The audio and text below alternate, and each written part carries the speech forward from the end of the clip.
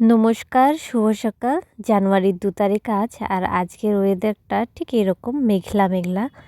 সকালবেলা ঘুম থেকে উঠবো ভেবেছিলাম, কিন্তু ঘুম থেকে উঠতে, উঠতে ১১টা ১৩ বেজে গেছিল। ঘুম থেকে উঠেই আমি চলে এসেছি ডিম ভাজা করতে। আর আজকের ডিম ভাজাতে আমি দেবো হচ্ছে ধনেপাতা, টমেটো, পেঁয়াজ, মরিচ আর একটু রসুন কুচি।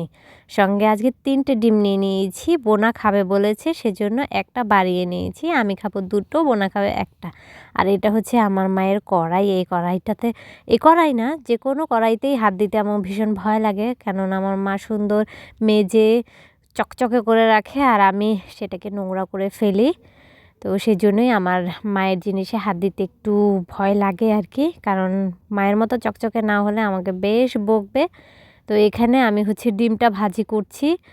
ডিম ভাজার জন্য আগে আমি হচ্ছে পেঁয়াজ যা যা আছে আর কি সেগুলো ভেজে নিয়েছি, এরপরে ডিমটা ছেড়ে দিয়েছি। এখানে ডিম ভাজা আমার হয়ে গেছে। তারপর দেখলাম যে ভাত দিয়ে আমাকে খেতে হবে, তাই ভাবলাম ভাত দিয়ে যখন খাবো ভাতটাকেও ভেজে নিই। তো সেই জন্য একটু একটু রেখে দিয়েছিলাম, সেই ভাতটা ভেজে নিয়েছি। আর এই ডিম ভাজাটাও আমি দিয়ে দিয়েছি ভাতের সঙ্গে। এতটা ভাত আমি খেতে পারবো না জানি, তো আমার এদিকে রেডি হয়ে গেছে ভাত, বোনার সঙ্গে মিলেই খাবো। খাবার বানাতে বানাতে ১২টা ১৮ বেজে গেছে। এখন এটাকে খাবো, একদম আমার দুপুরের খাবারই হয়ে গেল।